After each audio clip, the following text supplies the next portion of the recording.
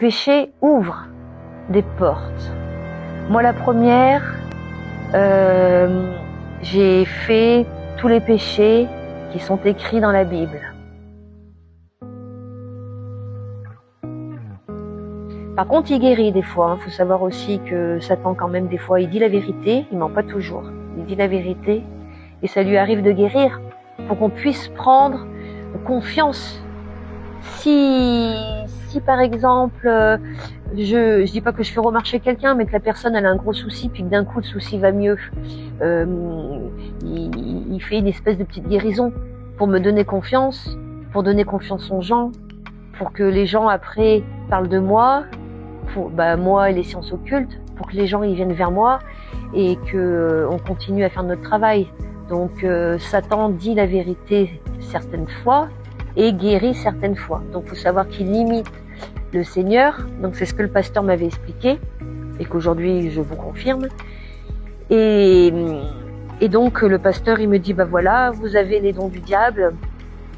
Donc c'est très dangereux, vous ne pouvez pas rester comme ça. Il va falloir donc vous délivrer. Il va falloir donc faire une repentance. Il va falloir brûler toutes vos affaires de chamanisme, fermer votre cabinet, parce que je travaillais aussi avec des pierres. Il faut savoir aussi que les pierres, c'est de l'occultisme. Les pierres ne guérissent pas. Dans la Bible, je crois qu'on cite 2 ou 3 pierres, mais je ne me rappelle plus desquelles. Celle-ci, oui, mais les autres, c'est de la gnognotte. Donc moi, j'ai vendu des pierres, j'y croyais à fond. J'envoyais même des clients vers une fille qui faisait les bracelets, tout ça. Donc tout ça, le pasteur, il m'a demandé de tout lui ramener pour tout brûler. Donc je lui ai ramené des crucifixes, des pendules, j'avais des statues de Marie, parce que je pensais que c'était Marie mon guide par la suite. Mes livres d'hypnose, mes CD, parce que j'écoutais des CD de méditation et des CD de yoga. Il faut savoir aussi que Satan peut vous atteindre par le biais de certaines musiques. Donc moi j'écoutais toujours des musiques d'Indiens. Et une fois que j'avais enlevé toutes mes affaires, un jour le pasteur il me dit non Séverine, il reste quelque chose chez vous, il vous reste des CD. Donc le pasteur ne savait pas que j'avais des CD. Mais le Seigneur lui avait dit qu'il me restait encore des CD chez moi, qu'il fallait que je jette. Donc une fois que j'ai tout jeté mes affaires, alors au début je vais vous dire réellement, j'ai fait ça pour sauver Didier. J'ai fait ça en disant si je me reconvertis, si je suis vers le Seigneur pourra nous aider et pourra le guérir. Donc au début, je suis allée vers lui pour ça. Et tout doucement, j'ai compris certaines choses, mais que j'avais quand même toujours une petite voix dans ma tête qui disait non, Dieu n'existe pas, c'est n'importe quoi, qui essayait de me dévier de ce qu'on m'expliquait, ou j'étais pas attentif à ce que le pasteur me disait. Donc je suis allée vers le Seigneur parce que ma copine m'a parlé de lui et par le biais du pasteur. J'ai commencé à aller réellement vers Jésus. Et pour être vraiment, il a fallu renaître de nouveau, donc il a fallu que je fasse mon baptême d'eau. Alors attention, parce que les gens ils croient que le baptême c'est comme le baptême qu'on fait à l'église, 3 gouttes d'eau sur le front, c'est pas ça que je vous parle. Le baptême d'eau, c'est quand on est immergé totalement sous l'eau, comme Jésus a fait. Donc moi j'ai fait mon baptême d'eau à l'église avec le pasteur, mais mon baptême pour moi c'est très mal passé, puisque Satan ne voulait pas que je rentre dans l'eau. Donc il a pris encore possession de mon corps, je n'arrivais pas à rentrer dans... C'est une espèce de grande baignoire, je ne sais pas comment on appelle ça, je n'arrivais pas à rentrer dedans. Le pasteur a commencé à prier, il y avait des frères de l'église qui ont prié, ils étaient 4 à prier autour de moi. Ils ont réussi à me tirer pour entrer dans l'eau, mais je ne me suis pas immergée totalement. J'ai levé une jambe pour pas être complètement sous l'eau. Et donc pour moi, il va falloir que je refasse mon baptême, parce que pour moi c'est important que j'en garde déjà un bon souvenir. Et voilà, parce qu'il faut savoir aussi que le baptême il est là pour enlever toutes les impuretés de votre corps et pour dire « Aïe, maintenant, je t'appartiens Jésus ». Voilà. Donc c'est comme ça que j'ai connu Jésus. Le début de ma croyance s'est passé comme ça, avant ma délivrance, quoi. Donc je vais enchaîner sur ma délivrance. Quand j'ai vu que les démons ne partaient pas quand j'étais en train de faire mon baptême, le pasteur m'a mis dans une pièce avec d'autres personnes, ils ont prié, et là, j'ai fait comme dans l'exorcisme, comme dans le film de l'exorcisme. Là, j'ai monté mes jambes ici. Là, vous voyez, je suis pas souple, hein. J'ai réussi à monter mes jambes là, à faire comme ça, à avoir la langue qui pendait comme ça, comme le serpent. J'ai commencé à insulter le pasteur en langue, avec la langue du démon, parce que Dieu a la langue de Dieu. Il faut savoir aussi que Satan a la langue de Satan. Donc il parle aussi en langue pour pas qu'on le comprenne. Donc moi, le pasteur, à un moment, il me parlait en langue du Seigneur, et moi, je mettais ma main comme ça, et je l'agressais, et je parlais avec la langue de Satan. Et j'ai fait plusieurs délivrances qui, pour moi, n'ont pas fonctionné complètement. Je pense que j'avais énormément de démons en moi, parce que je pense qu'un démon apporte un don. Ça, c'est ce que je pense. Et vu que j'avais énormément de dons, j'avais énormément de démons. Et vu que ma délivrance a été très longue, éprouvante, c'est que je devais pas en avoir qu'un. Donc celui que j'avais, il était très puissant. Ça, je peux pas vous le confirmer, mais voilà. Donc j'ai fait plusieurs délivrances avec le pasteur, donc ici dans la région. Et un jour, ma copine, qui est donc évangéliste que je vous ai parlé, m'a parlé d'un pasteur à Lille qui faisait des grandes délivrances. Donc je suis partie à Lille le 21 juin 2021. Et là-bas, rien qu'en faisant les louanges, donc les louanges, si vous voulez, c'est on chante, il y a de la musique et tout le monde chante longtemps, donc on a peut-être fait les louanges 3 heures avant que le pasteur arrive. Je peux vous dire que tout le long des louanges, j'étais par terre. Et tout le long des louanges, je gémissais dans tous les sens. Et je criais, et je hurlais, je tapais la tête par terre, le pied, la main, voilà. Et quand le pasteur est arrivé dans l'église, c'est une église qui fait plus de 300 personnes, elle est très grande l'église. Quand le pasteur est arrivé et qu'il a commencé à prêcher, plus ça allait, plus je sentais que ça allait un petit peu mieux. Voilà, mais je sentais que c'était pas encore ça. Donc j'y suis retournée le lendemain parce que là-bas, faut savoir que les cultes durent 3 jours, même 4 je crois. Ça commence le jeudi, ça finit le dimanche. Donc moi j'y avais été le vendredi soir, donc j'ai fait samedi, dimanche là-bas. Et le dimanche, non le samedi, je suis un moment restée sur ma chaise et je ne pouvais plus parler. Il faut savoir aussi, comme je vous dis, vu que Satan vous possède, il vous possède aussi la parole et vous empêche de parler. Je suis devenue muette, je ne pouvais plus ouvrir la bouche, donc je ne pouvais pas prier. Et à un moment, il a pris complètement possession de moi. Je me suis retrouvée sur ma chaise, comme ça, à parler en indien. Et impossible. Le pasteur est venu vers moi, il essayait de me délivrer, mais je n'arrivais pas. Et j'ai regardé ma copine pour qu'elle prie. Et là, il y a une petite voix qui m'a dit « Où est ta foi ? Prie !» Et donc j'ai lutté et j'ai prié le Seigneur. « Seigneur, tu es mon sauveur, délivre-moi !» Et là, j'ai réussi à reprendre mes esprits et à parler. Et là, j'ai senti déjà que les démons commençaient à partir. Parce que j'avais la foi, mais les démons vous enlèvent la foi. Donc c'était très très dur de me concentrer et de prier. Il fallait que je prie pour que ma délivrance soit faite. Donc j'ai prié. Le lendemain, je suis retournée à l'église. Et j'étais dehors, je fumais à l'époque, je fumais sous l'eau, sous la pluie. Et là, je dis, Seigneur, je sens que je suis pas encore délivrée. Qu'est-ce qui se passe? Pourquoi j'arrive pas à me délivrer? Il faut savoir que je m'étais mariée sur le lit de mort de Didier. Donc il est décédé du cancer du pancréas. Donc je m'étais mariée avec lui, donc j'avais une alliance. Et là j'entends une petite voix qui me dit « c'est ton alliance ». Donc j'enlève mon alliance. Ma copine avait eu le même message, elle était dans la voiture parce qu'elle fumait pas sous la pluie. Et j'arrive vers la voiture, elle ouvre la fenêtre et elle me dit « donne-la moi ». Donc le Seigneur était venu nous parler à toutes les deux pour dire que j'avais fait un pacte avec le diable, je m'étais mariée avec le diable parce que Didier il était endiablé, je m'étais mariée avec lui et donc cette alliance ne pouvait pas me délivrer. Donc j'ai donné à mon ami l'alliance, je suis retournée au culte, on a continué à prier, tout ça, et là, j'ai senti ma délivrance, pas tout de suite, mais j'ai senti que ça allait mieux. Et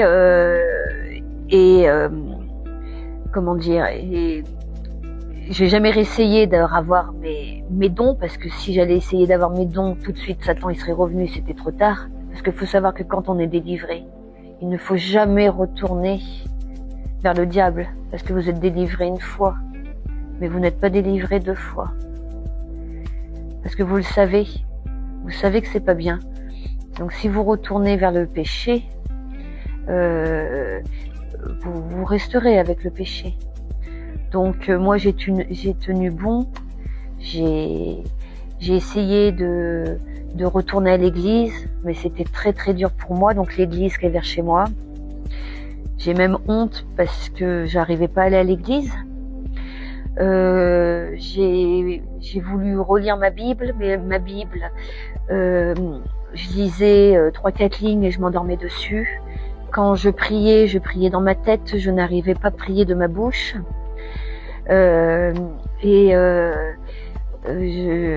J'arrivais pas à être à 100% avec le Seigneur. Et je ne comprenais pas. Donc je suis retournée à l'église à Lille une deuxième fois en novembre 2021. Où là, j'ai refait encore des délivrances, parce qu'il faut savoir qu'une délivrance, c'est très long. Faut pas croire qu'il en faut qu'une. Et moi, je pensais qu'il en fallait qu'une, mais non, faut pas croire qu'il en faut qu'une, parce que Satan s'acharne sur vous. Et quand il part, il va dans les milieux arides, et il revient avec 6 ou 7 autres démons.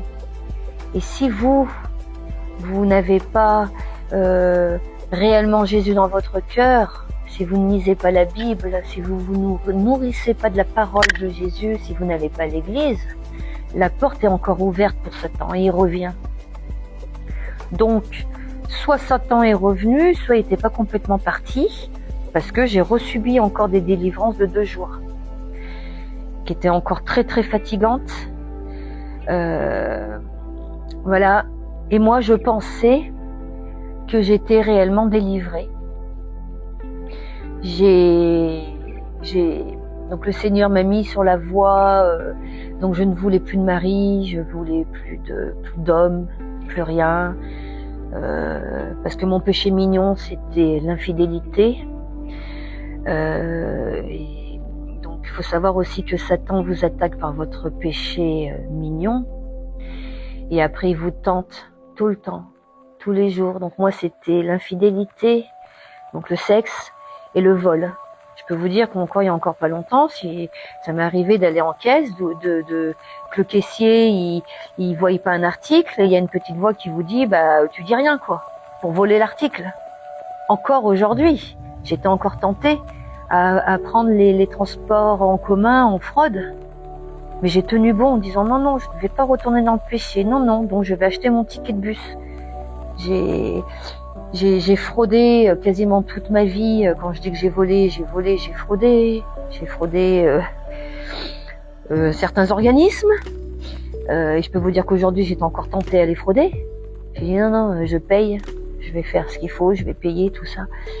Tout ça pour dire que après cette deuxième délivrance, donc le Seigneur est bon, hein, il est bon. Il m'a guidée vers un mari qui est formidable, et je voulais pas de mari.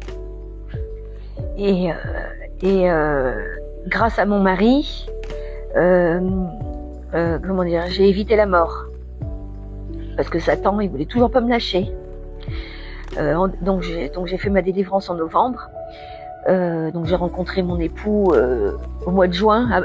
C'est vite vu, j'ai rencontré mon époux après ma première délivrance et il est venu avec moi à ma deuxième délivrance. Et en fait, je suis tombée malade. Donc on m'a détecté la maladie de Crohn. Donc Satan m'a attaqué sur les intestins.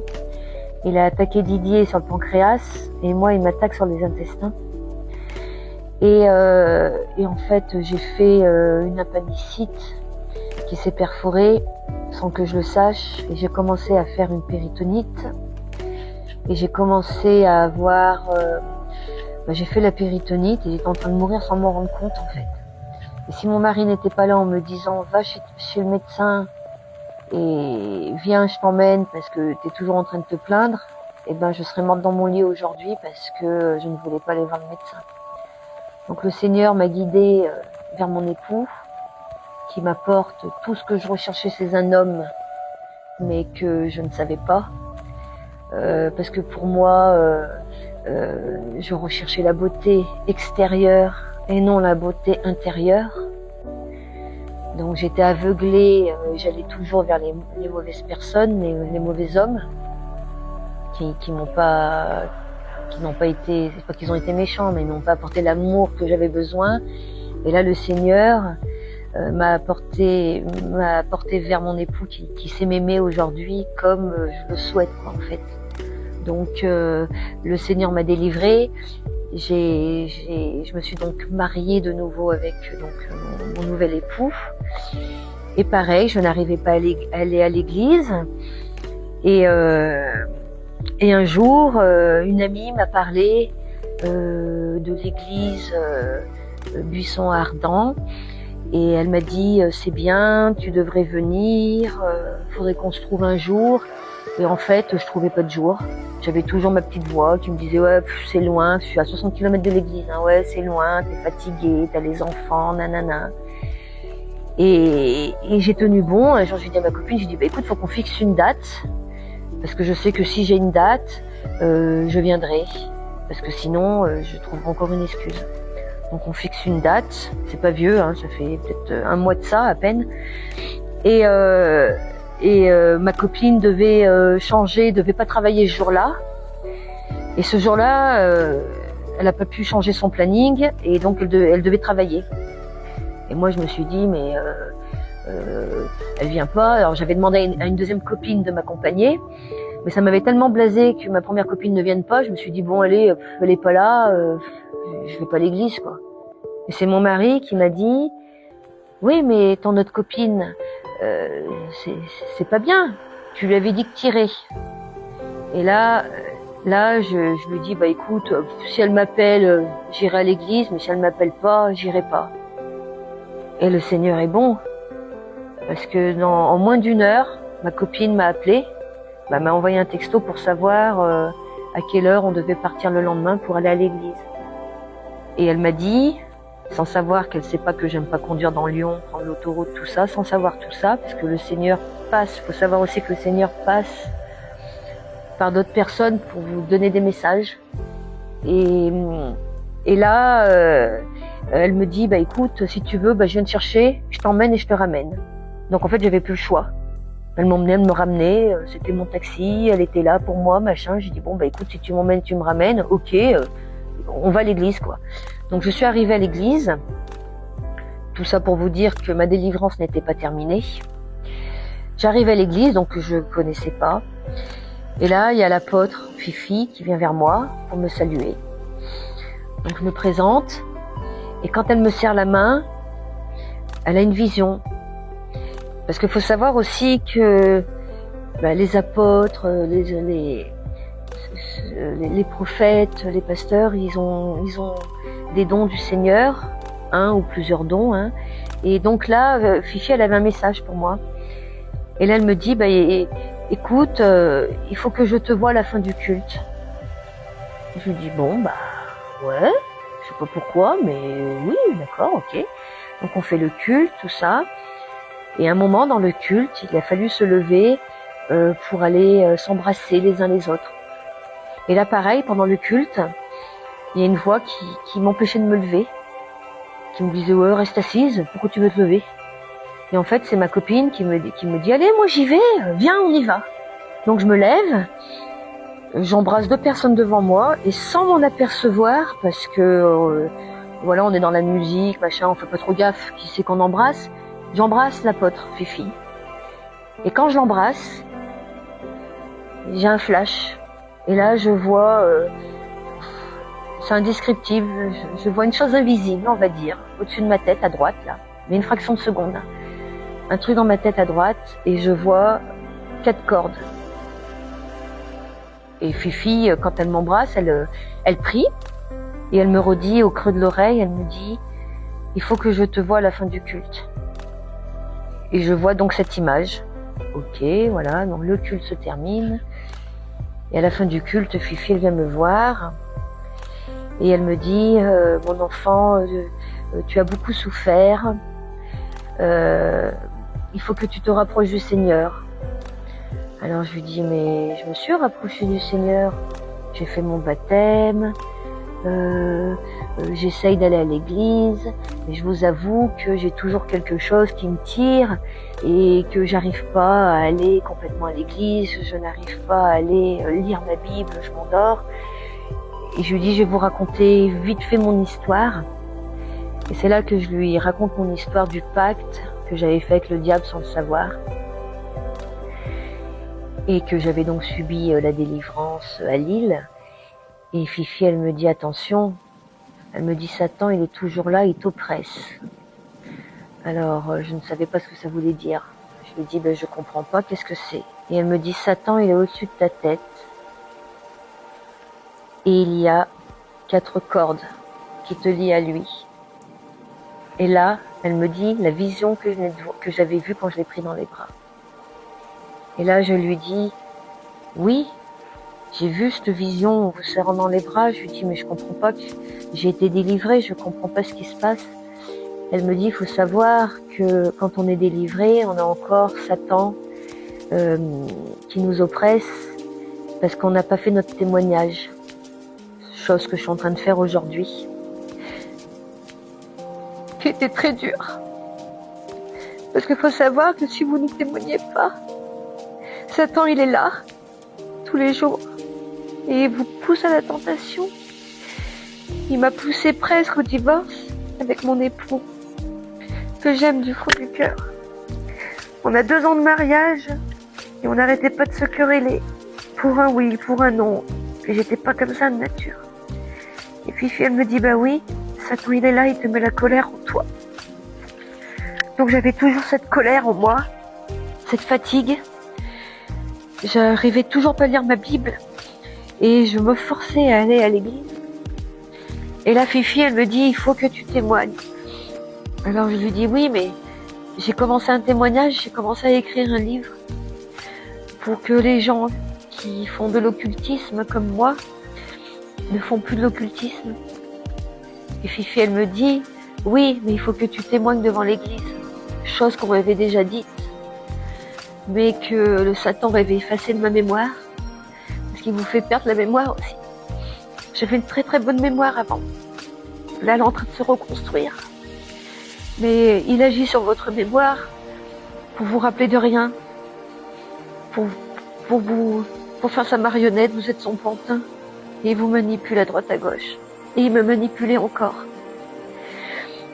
Et là, je regarde Fifi, puis je lui dis, oui, mais je vais pas y arriver. Et là, elle me dit, pourquoi? Je lui dis, parce que j'ai honte.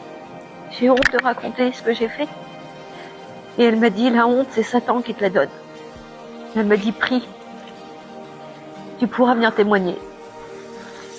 Et donc, pendant 15 jours, j'ai prié. J'ai écrit mon témoignage et j'ai réussi à faire mon témoignage pour être complètement libre.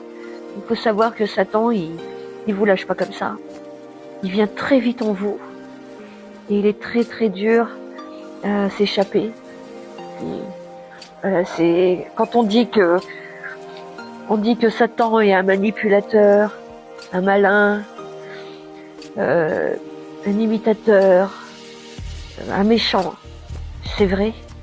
Tout ça, c'est la vérité vraie. Et aujourd'hui, J'aimerais que les gens comprennent et s'ils ont une possession, eux, qu'ils s'en rendent compte à travers ce témoignage-là, qu'il faut surtout pas invoquer les morts, surtout pas appeler les esprits, et surtout pas pratiquer les sciences occultes, et surtout pas aller chez les praticiens de sciences occultes, parce que sinon Satan va vous prendre votre âme. Quand vous serez mort, vous n'irez point au paradis, vous irez en enfer. Voilà, il fait un peu comme, comment dire, le Seigneur, il met sa petite graine jusqu'à ce qu'elle pousse et que ça pousse un arbre et que comment dire, qu'on écoute sa parole, tout ça. Il fait comme ça, il nous met une petite graine. Parce que moi je vous dis, j'ai mis 3 ans pour aller vers Jésus, donc tout doucement, voilà. Et Satan il fait pareil, vu qu'il l'imite, tout doucement. Tout doucement, il vous manipule tout doucement. Donc moi ça s'est vraiment déclaré en 2018, mais peut-être que Satan il était déjà en moi quand j'avais 15-16 ans. Parce que pourquoi j'ai été infidèle avec mes maris? Pourquoi j'ai volé? J'ai eu une éducation très stricte, des parents honnêtes, très honnêtes. S'il y avait une erreur à la caisse, ma mère elle disait à la caissière, vous vous êtes trompé, vous avez oublié de me compter tel article. Je veux dire, j'ai des parents qui m'ont inculqué une éducation comme ça, donc pourquoi moi je suis partie comme ça? Voilà. Et mon frère pareil, il est parti comme ça. C'est parce que on s'est fait happer par Satan. Et ça, les gens, ils peuvent pas s'en rendre compte, parce qu'on s'en rend pas compte. On s'en rend compte en fait quand c'est trop tard. Moi, Didier s'en est rendu compte sur son lit de mort. Alors que pendant des années, quand le pasteur est venu prier et qui voulait lui faire sa confession correctement, il y avait des choses qu'il confessait pas parce qu'il pouvait plus, parce que Satan, il avait totalement emprise sur lui. Comme je vous dis, il vous prend votre cerveau, votre intelligence. Donc après, c'est compliqué de réfléchir et d'aller dans le chemin de la lumière, vers le chemin du Seigneur. On est comme un zombie, quoi. Voilà. Et après avoir fait ce témoignage, comment vous vous sentez aujourd'hui? Donc maintenant que j'ai témoigné, je me sens heureuse et j'ai vraiment envie que ce témoignage soit vu par beaucoup de personnes pour qu'elles comprennent les risques et pour qu'elles comprennent que le diable existe. Donc aujourd'hui, je suis, je me sens épanouie. Je sens que je suis libre. Je suis plus en colère. Je vois les choses différemment. Parce que j'ai déjà fait un premier témoignage, donc il y a 15 jours de ça. Et en l'espace de 15 jours, j'ai vu tout de suite la différence. Vous voyez, par exemple, hier, le fils à mon mari avait fait, on va dire, une bêtise. Avant, je serais partie au quart de tour, j'aurais hurlé, là, rien du tout. J'ai rien dit. J'ai pris le truc et j'ai rien dit. Il m'a dit qu'il allait pas forcément le punir, mais j'ai accepté. J'ai dit écoute, ouais. Alors qu'avant, je vous dis, je serais montée dans les tours en colère et tout. Donc là, depuis que j'ai fait mon témoignage à 15 jours, je suis apaisée, beaucoup moins en colère, et j'ai réussi à lire 15 pages de ma Bible d'un coup, en la comprenant. Parce que c'est compliqué à comprendre aussi tous les versets bibliques. L'apôtre m'avait dit de lire tous les apôtres, et j'ai commencé par Luc. Et je me rappelle quand même de ce que j'ai lu, alors qu'avant je lisais 3-4 lignes, je me rappelais plus de ce que j'avais lu. Donc là, on voit réellement que le témoignage a servi vraiment à m'enlever ces liens. Et les 4 liens, je sais maintenant c'est lesquels, les 4 liens. J'avais 4 blocages dans ma vie, et l'autre jour en priant à l'église, j'ai compté. Quand j'ai fait ma prière, j'ai compté et j'ai vu qu'il y en avait 4. Et c'est là que j'ai compris que Satan me tenait avec ces 4 choses. Donc depuis que j'ai prié, je sais que j'ai plus ces liens avec Satan, et je sais que ces situations-là vont se débloquer. J'en suis certaine. là, pour l'instant, je peux pas vous le prouver, mais déjà, j'ai déjà plus de colère. Hein. Donc déjà, je lis ma Bible, donc déjà, c'est déjà des bons signes, ça. Vu que Satan, il m'éloignait de l'église et il m'éloignait de la Bible. Donc, et des fois, j'ai même faim de la Bible. Des fois, c'est l'après-midi, je vais me mettre dans mon lit, puis je dis, bah tiens, j'ai envie de lire. J'ai envie de lire ma Bible. Voilà. Alors qu'avant, ça m'était jamais arrivé, ça. Mais jamais. Et là, je suis super contente d'aller au culte le dimanche. Je suis contente une semaine à l'avance. Quand je suis au culte, je suis toute excitée, toute joyeuse. Donc, je peux confirmer aujourd'hui que ma délivrance, ça y est, elle est réellement terminée. Je retrouve ma vraie personnalité, mon calme, ma gentillesse. Je recommence à me maquiller.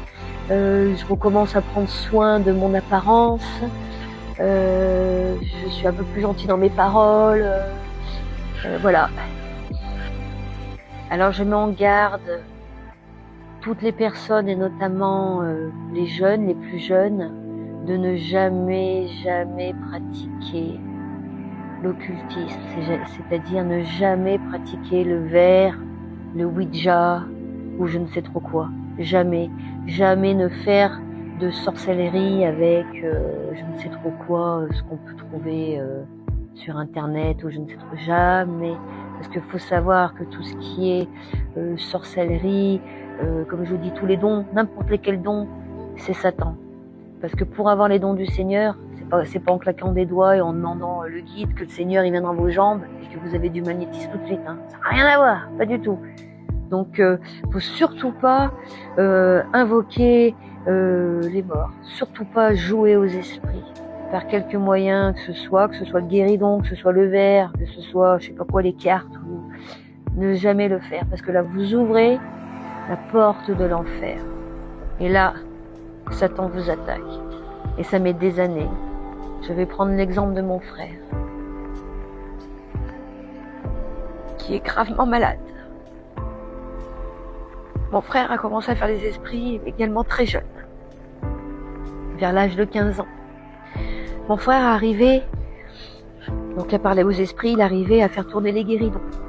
Donc je peux vous dire que pour arriver à faire tourner les guéridons, il faut être assez fort. À faire claquer des portes, à faire aboyer des chiens. Voilà, c'était un jeu. Un jour, il a décidé de faire ça avec des copains. Donc il m'a dit qu'il avait commencé en 3e. Mais quand j'ai prié pour lui, j'ai vu qu'il devait avoir à peu près 16 ans, parce que c'est à peu près cet âge-là. Et mon frère a commencé il a commencé déjà à fumer jeune. Ensuite, mon frère, il a commencé à se droguer. Il a pris donc du chichon, donc une addiction. Et puis le chichon, c'était pas assez fort, donc il a commencé à boire. Mon frère, il a commencé à boire vers l'âge de 16 ans. Une bière par-ci, une bière par-là, 2 bières, 3 bières. Mon frère a 51 ans aujourd'hui. Donc mon frère a bu toute sa vie. Et il a fumé de la drogue toute sa vie. C'était quelqu'un de très intelligent. C'était le plus intelligent de nous 3. Il était très fort à l'école. C'était un enfant modèle. Qui était un peu nerveux, mais je veux dire, c'était un enfant pareil, qui avait le cœur sur la main, qui, si vous lui confiez un secret, il gardait toujours le secret, il n'allait pas divulguer les secrets. Et donc il a commencé à fumer tout ça. Il faut savoir aussi que la drogue, ça joue sur les neurones. Donc il a commencé à être plus bien clair dans ses paroles, dans ses faits et gestes. L'alcool, ne parlons pas. Et aujourd'hui, il a le cancer. On vient de l'apprendre. Aujourd'hui, il a le cancer de la gorge. Aujourd'hui, il fait de la chimio et de la radiothérapie. Parce qu'il est en stade très avancé. Parce que pareil, il avait une boule à la gorge. Mais Satan l'a empêché d'aller consulter les médecins. Quand il a consulté le médecin, c'était trop tard. Et vu que mon frère est alcoolique, il n'a pas pu avoir le protocole idéal pour ce genre de cancer. C'est-à-dire, normalement, il est censé avoir une chimio, je crois, tous les jours. Mais il a le corps trop fragile. Il a des problèmes de poumons, et avec l'alcoolisme, ils n'ont pas pu pratiquer. ce protocole. Donc on lui a mis un protocole, on va dire, moins agressif. Mais qui dit moins agressif, dit moins de chance. Et donc, mon frère, j'essaye de lui faire comprendre justement qu'il s'est fait happer par Satan. Mais il en démord pas, il me dit que non. Forcément, c'est le même exemple que moi. Satan est dans votre tête et il va encore vous pousser à boire et à fumer, à vous droguer et à faire le magnétisme et tout ça. Donc c'est pour ça que je vous dis, il faut vraiment pas invoquer les esprits pour n'importe quelle raison. Parce qu'il faut savoir aussi que les esprits, vous allez vouloir entrer en communication avec un proche, ce ne sera pas le proche avec qui vous parlez. Moi, je pensais parler avec mon beau-frère, mais ce n'était pas mon beau-frère. Puisque Satan, c'est comme le Seigneur, je dis, il l'imite. Satan connaît tout votre passé, mais pas votre futur. Il connaît tout votre passé. Donc, il sait comment vous êtes. Il connaît votre physique. Il sait les relations que vous aviez avec telle ou telle personne. Moi, j'avais une relation très proche avec mon beau-frère. Et qui, lui, s'est fait aussi happer par le diable. Hein. Il s'est suicidé. Il s'est drogué. Il s'est fait donc happer aussi par le diable. Et qu'est-ce que j'ai... Oui, donc il connaît tout le passé. Donc quand vous évoquez les esprits, vous pensez, vous croyez que vous êtes en train de parler à votre grand-père, votre grand-mère, votre frère. Mais non, c'est les démons. Vous parlez aux démons. Et le démon va vous dire ce que vous avez envie d'entendre. Parce que le démon, il lit dans votre inconscient, puisqu'il vous connaît. Il rentre dans votre tête et il sait ce que vous voulez entendre. Donc, il va vous apporter la réponse que vous souhaitez. Comme des fois, on voit dans les émissions les médiums qui parlent, puis qui fait, je sais pas moi, ma grand-mère, dites-moi, je suis sûre que c'est avec ma grand-mère, et puis elle va vous raconter une anecdote sur votre grand-mère. Moi, c'est ça, je racontais des anecdotes hein, quand je voyais mes clients. Hein. Mais l'anecdote, c'est pas le défunt qui vous la raconte, c'est le démon. Parce que le démon connaît le passé de la personne qui est décédée. Alors il va se transformer, il va prendre l'apparence de votre grand-mère par exemple, et il va vous dire des choses que vous avez passées avec votre grand-mère pour faire croire que c'est votre grand-mère. Vous comprenez? Et donc vous allez jouer à ce jeu-là, et vu que ça va vous passionner, vous allez continuer une deuxième séance, et une troisième, et puis celle-ci va pas suffire. Donc après, vous allez aller voir un médium ou un cartomancier, et tout doucement, vous allez aller de plus en plus haut, plus en plus haut. Et là, Satan, il vous prend, et après, il vous possède, et une fois que vous êtes possédé, il vous tue. Réellement, il vous tue. Il n'y a pas d'autre mot. Il vous éloigne, comme je vous ai dit, il vous éloigne de votre famille. Donc mon frère, forcément, il a perdu son travail. Il a perdu sa femme, donc il a perdu son fils parce que il n'avait pas la garde de son fils. Il a perdu son permis. Il ne trouvait pas de logement parce que quand vous n'avez pas de travail et que vous êtes au RSA, c'est très compliqué. Donc je l'ai hébergé plusieurs années chez moi. Un coup il allait chez mon père, ma mère, chez moi. Puis après mes parents, ils ont réussi à lui trouver un logement social, on va dire. Donc Satan, il vous éloigne, tout ça, il vous fait perdre votre travail pour vous ruiner. Mon frère n'a plus d'amis. Donc c'est ce que je vous disais tout à l'heure avec moi. Il vous éloigne de votre famille, de votre région, de vos amis. Il vous fait perdre votre travail. Et en fait, après, il vous renferme tout seul chez vous. Donc soit vous devenez dépressif, comme je disais tout à l'heure, ou alcoolique, voilà. Et tout doucement, c'est comme une vis, en fait, qui vous enfonce. Vous voyez, premier cran, il vous éloigne de la famille. Deuxième cran, il vous fait perdre le travail. Troisième cran. Et ensuite, pouf, il vous inflige la maladie. Et à la fin, il vous enfonce dans la terre et là, il vous tue. À petit feu. En fait, il vous tue à petit feu, Satan. Voilà. Comme il a fait à Didier avec le cancer du pancréas. Et comme là, il essaye de faire avec mon frère. Et comme il a essayé de faire avec moi. Et moi, ce qui m'a sauvée, c'est Jésus.